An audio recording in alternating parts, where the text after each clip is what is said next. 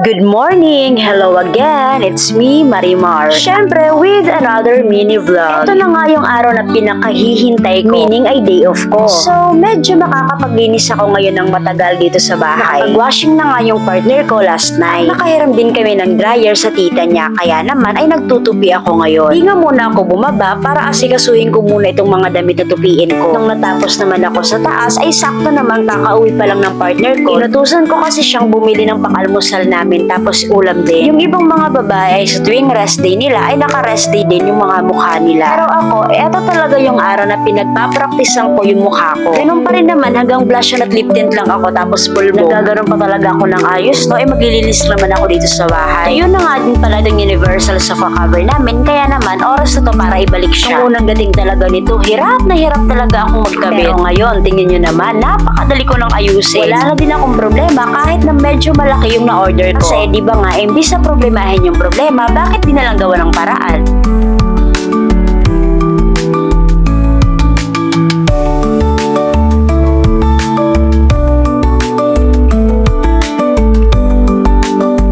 Pinatulong ko na nga din tong anak namin na maglagay ng mga pillowcase sa mga throw pillow. Tapos ay nag-vacuum lang din ako dito sa mesa, pati na din sa sahig.